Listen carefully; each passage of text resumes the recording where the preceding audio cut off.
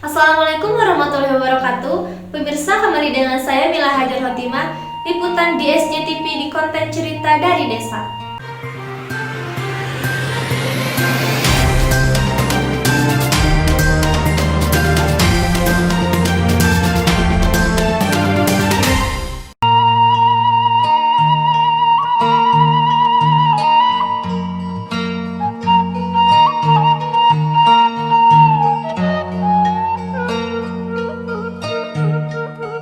Pemirsa di SJTV dimanapun berada, liputan kali ini akan mengupas sejarah situ Candi Batu Jaya yang berada di Kabupaten Karawang, yang konon katanya candi tertua yang ada di Pulau Jawa.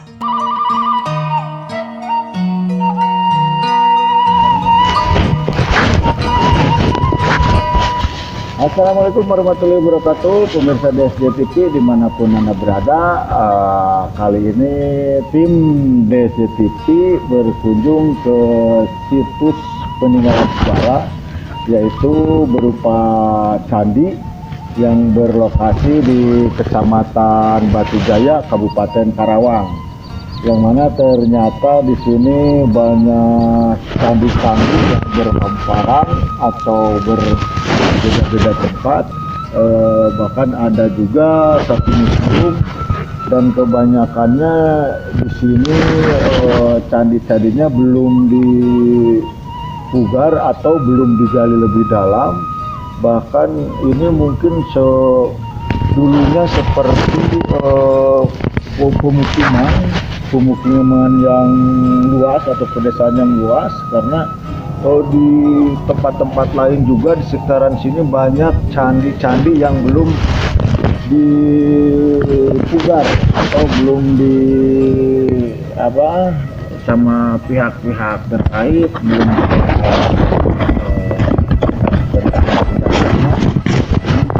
tadi yang pertama mungkin kemungkinan ini yang paling besar, ini candi yang ini. Terus di sana juga ada, di sana juga ada, masih banyak. Jadi semacam bangunan-bangunan candi, entah ini dulu bekas kerajaan apa atau peradaban apa ya. Jelas kita mungkin nanti mencoba untuk bertanya kepada yang lebih mengerti atau lebih yang mengenal daerah-daerah ini. Oke pemirsa, mungkin liputan dari saya cukupkan sekian dulu. Nanti kita nyari sumber atau narasumber yang lebih mengetahui tentang ini. Kita coba nyari yang mengelola di sini untuk bertanya-tanya. Oke, boleh kita. Karena di situ kita, kalau ini bang, ini misalnya kerajaan apa ya, kita semasa kerajaan Tarumanegara. Hanya saja pendukungnya kita amulet, gerabah ya, dari kerangka manusia, temuan-temuan manik-manik dan sebagainya, itulah pendukung dari masa ya tahun. Juga bangunannya, arsitektur bangunan itu arsitekturnya Tarumanegara. Latar belakang keagamaannya Buddha. Memang kan dari awal agama itu kan Hindu Buddha, karena di sini yang bermukim banyak. Kalau candi juga aslinya buat apa? Fungsinya dulu? Ini banyak karena tempat ibadah apa tempat pertemuan? Salah satu candi jiwa ya. Candi jiwa kan hanya apa namanya disebutnya, kita nggak punya tanda, itu tempat ibadah. Artinya candi yang disucikan hanya stupa aja, atasnya aja stupa, ada altar untuk keliling-keliling. Nah itu fungsinya buat ibadah. Candi yang disucikan para tokoh zaman dahulu. Kalau belandongan kan ada kata belandongan. Nah ini punya ruang satu. Yang pertama dia punya tangga 4 sisi tangga. Nah tentunya ini buat kumpulnya para tokoh zaman dulu ya. Terus ruangannya seperti kamar apa kosong goblang aja? Kosong.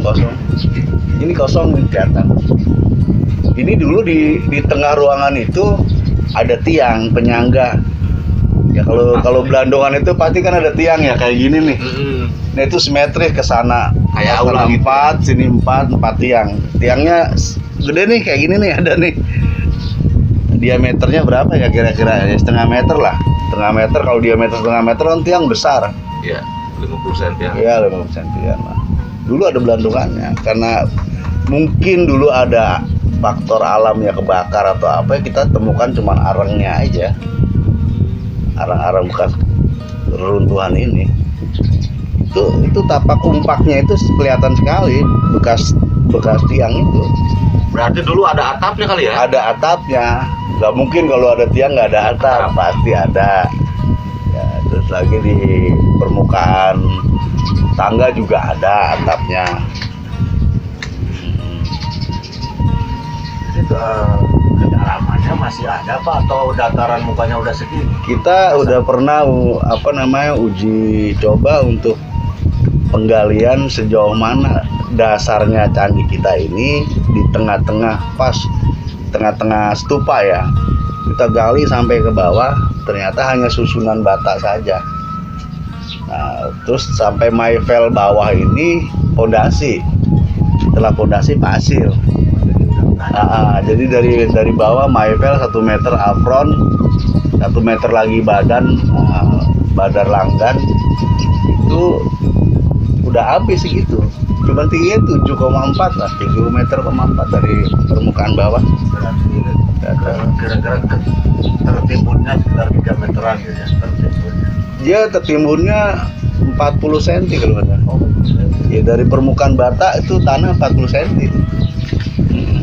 Tapi konon katanya Pak, Ya. di bawah itu kemungkinan konon ya. Iya, iya. Kemungkinan katanya ada barang ataupun apa gitu Ya. jenis benda-benda berharga pusaka. Kalau opini memang mengatakan sedemikian. Jadi ada 2 opsi ya opini itu.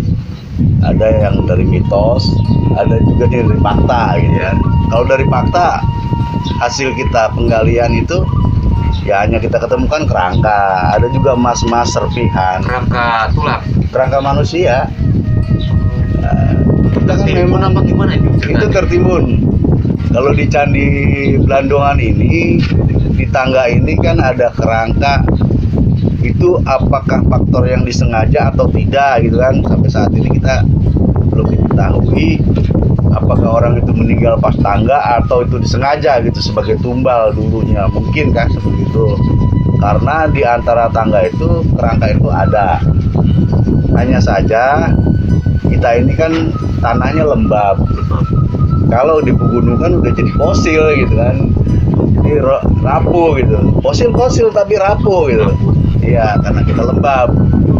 Nah, Ketemunya itu orang kerangkanya itu lagi apa?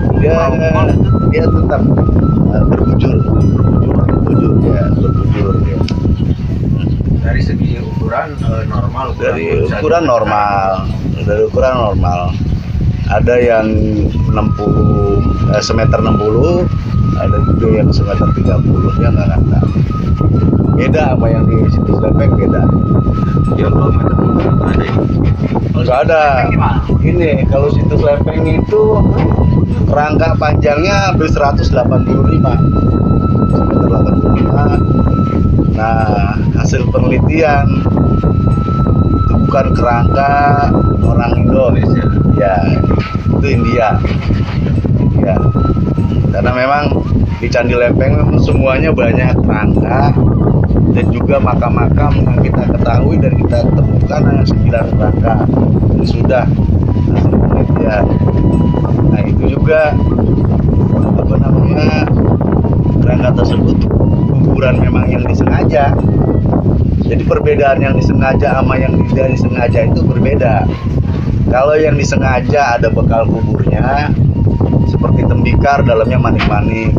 Terus lagi dia pakai misalnya gelang emas masih ada, pakai senjata logam dia pasti ada. Terus juga berbujur arah utara kepalanya, seperti kayak kita ini gitu. Kuburan muslim. Ya seperti kuburan muslim, berbujurnya utara. Terus yang tidak beraturan itu ya sembarangan palanya kemana gitu, tidak beraturan. Bukan dikubur, dan itu yang mati sengaja udah main buruk aja mungkin. Total semua sebenarnya situs candi itu ada berapa? Yang sudah kita teliti itu hampir 57 titik 57 titik situs, termasuk yang kecil-kecil temuan seperti temuan batu menhir. Nah, itu kita hitung juga karena tempatnya berbeda.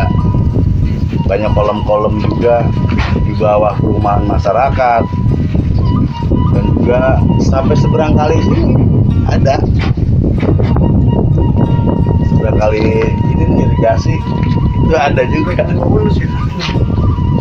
Pak Yulian. Kalau candi ini Pak, Nah, dalam pengawasan pemerintah daerah atau pusat Pak? itu sementara ini kita swakelola dari BPCG Serang. Swakelola. Ya memang pengawasan sih ya tiga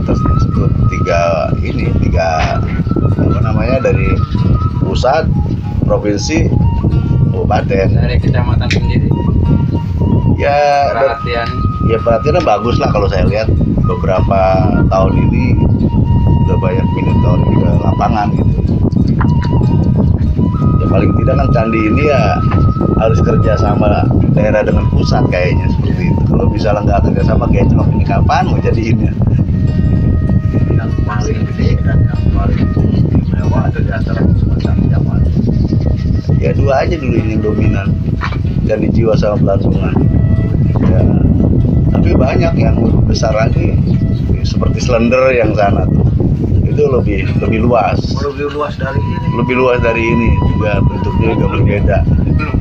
Belum, waduh Pak, anggarannya kapan tahu. Sekarang status candi aja itu 10 tahun. Itu untuk sampai penataan dari nol kita memugar sampai penataan ini 10 tahun.